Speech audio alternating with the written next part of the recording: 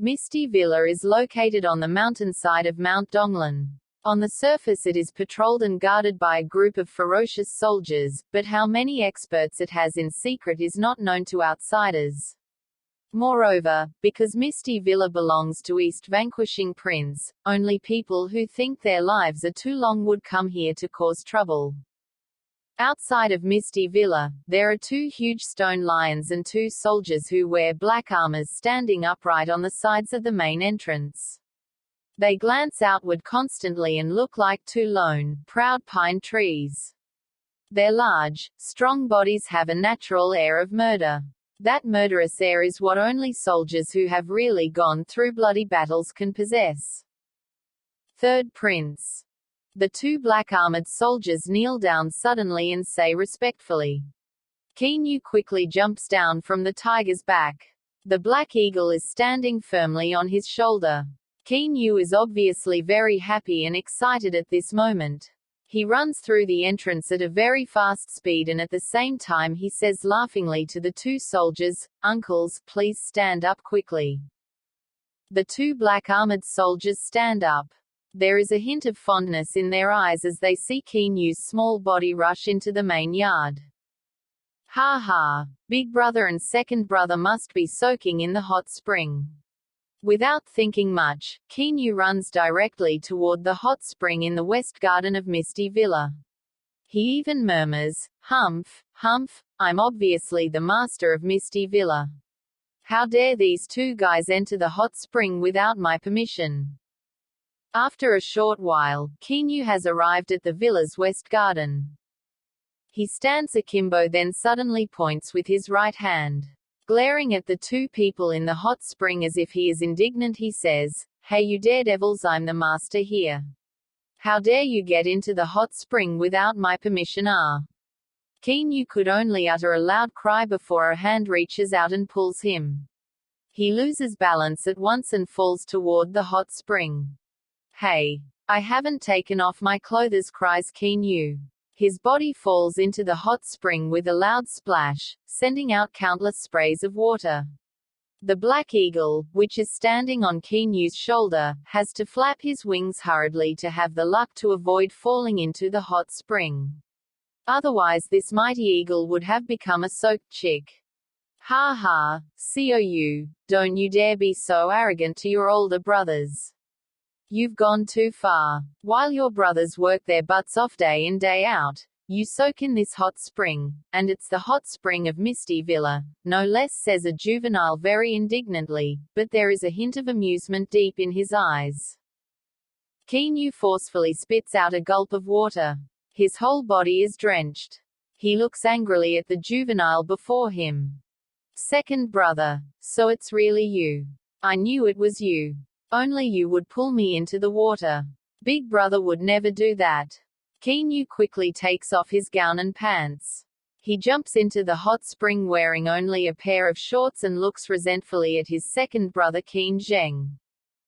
Qin Zheng is still just a 12-year-old juvenile, but there is always an amiable, smiling expression on his face. He always makes people he deals with feel as if they are bathing in a spring breeze. Only when he is with his siblings can Qin Zheng fool around as a juvenile. "You said big brother, ha ha, he fell asleep quickly already," says Qin Zheng laughingly. "Qin Zheng, you think your big brother is like a pig? How could I have gone to sleep so fast?" says a cool and collected young man who just moments ago was lying with his eyes closed on the other side of the hot spring. After opening his eyes and saying so to Qin Zheng, he turns to Qin Yu with a smile and says, "Xiao, this Misty Villa's hot spring is really unusually effective. Last time I only soaked in it once, yet my wounds got much better. Now only their dim marks can be seen. If I soak in it for some more days, maybe my whole body would be like yours." This is Qin Yu's big brother Qin Feng, who is already 16 years old. Due to practicing martial arts, he looks as if he is 18 or 19 years old. Big brother Qin Feng is the person Qin Yu adores the most. The last time they met, he saw with his own eyes that Big Brother could blow a tree as large as an adult's thigh into smithereens with a single punch, and so he has been very envious of his martial prowess.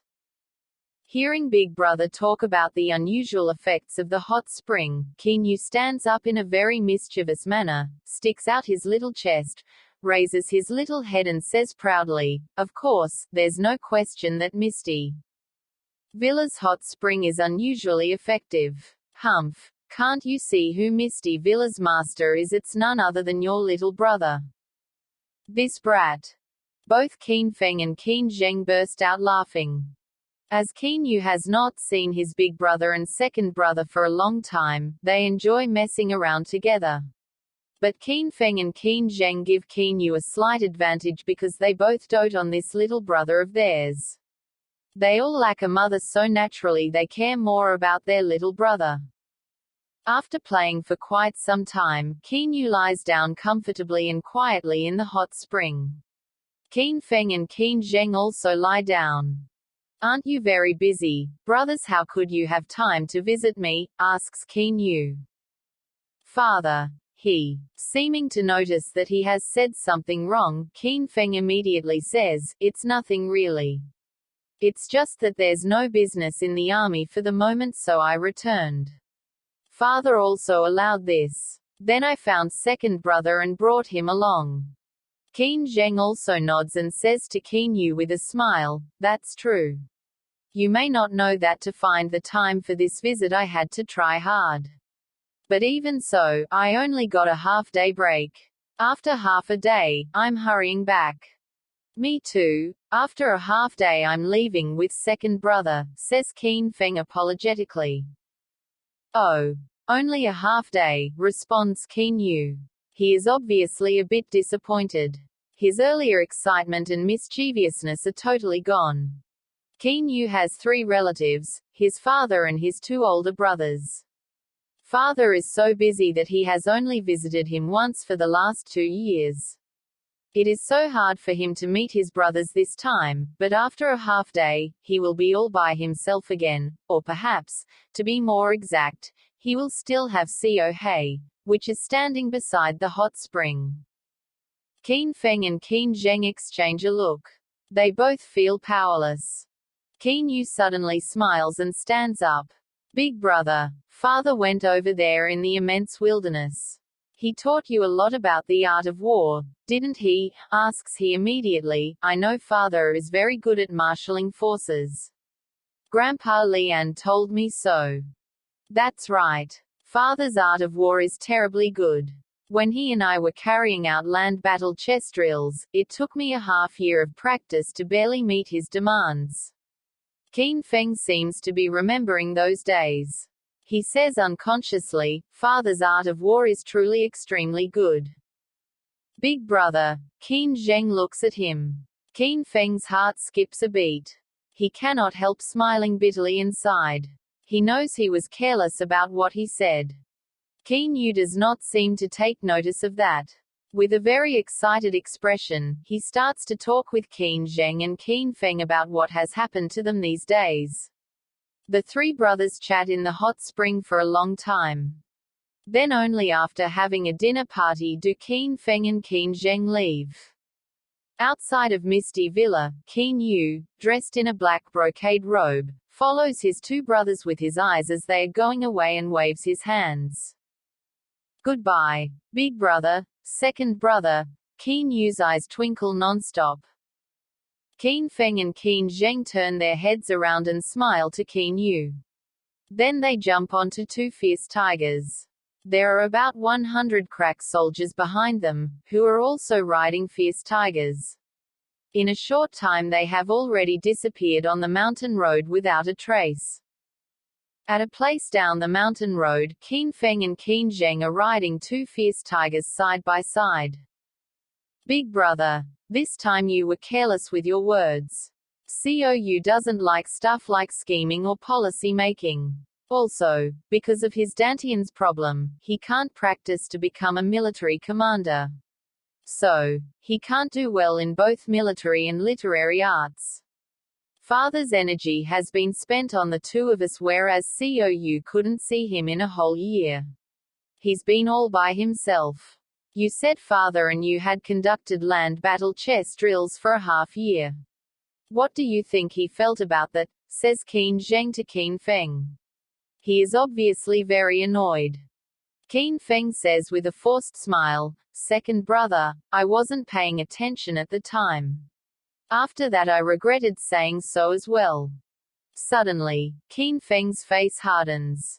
He says, second brother, because of his Dantian's innate problem, Qiu can't do well in martial and literary arts. He won't have enough power to protect himself. We too must protect Qiu well. We mustn't let anyone bully him.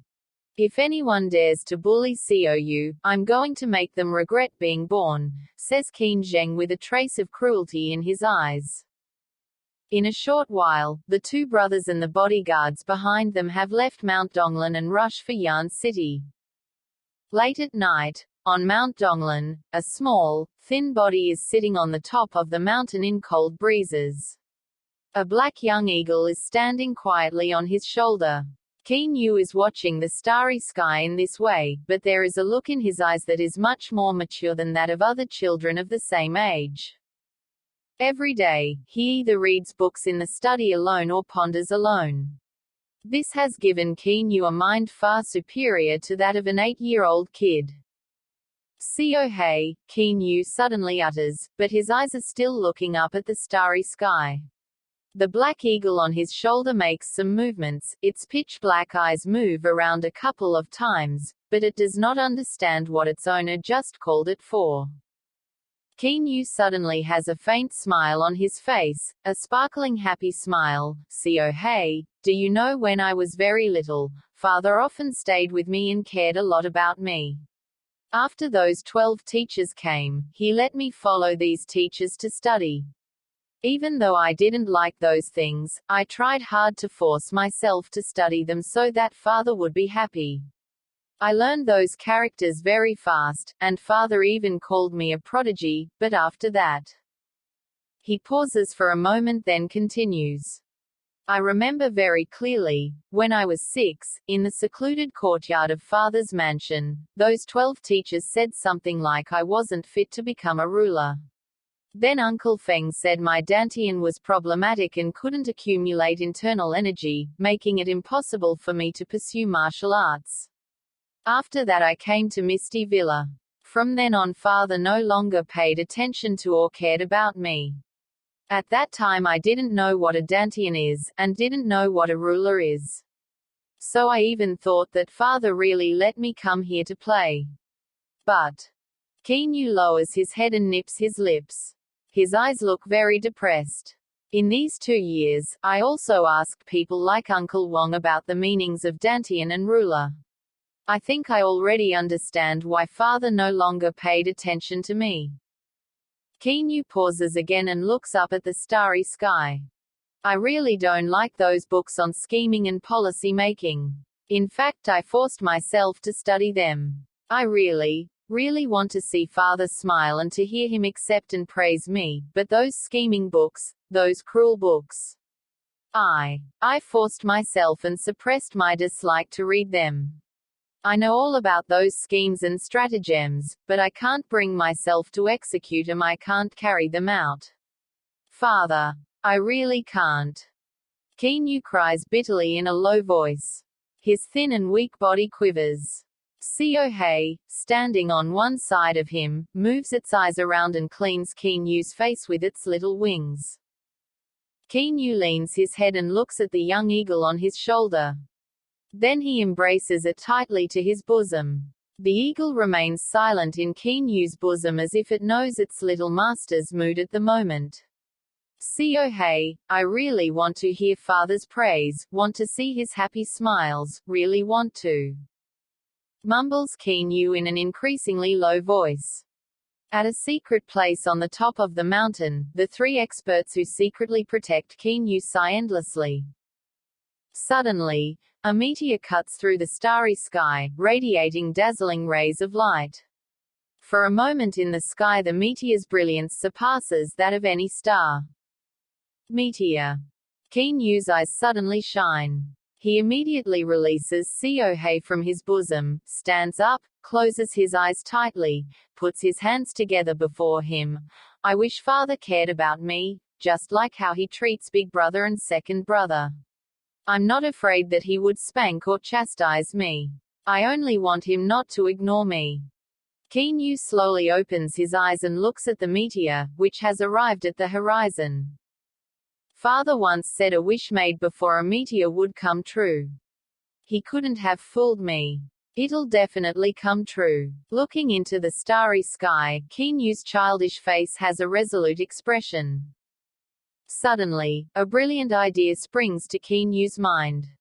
His eyes brighten. He pats his head. I was such a fool.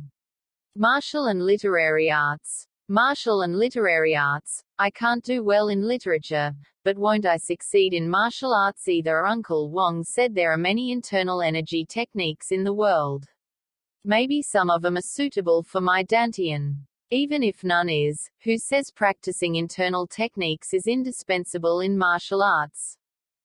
Qin Yu after all is only an 8-year-old child. Even though his mind has matured a lot thanks to reading many books all by himself, he is still a child. Because Fengyuzi said in the past that one with a Dantian problem could not pursue martial arts, a fixed idea was formed in Qin Yu's mind. Only at this moment does he awaken. Is it really impossible for one with a strange Dantian to pursue martial arts? Well, with resolution, an iron pestle can be ground down to a needle. This principle was said by father. As long as I try hard, I'll be successful, says Qin Yu to himself while nodding repeatedly. His eyes are filled with unparalleled confidence as well as determination. Siohei. Let's go. Let's return to the villa. Qin Yu does just what he says at once. Because he now has a goal, everything becomes different. The black eagle on Qin Yu's shoulder also seems to be very happy and repeatedly flaps its wings. As Qin Yu is skipping toward Misty Villa, 3 black silhouettes appear briefly and chase after Qin Yu like 3 wisps of black smoke.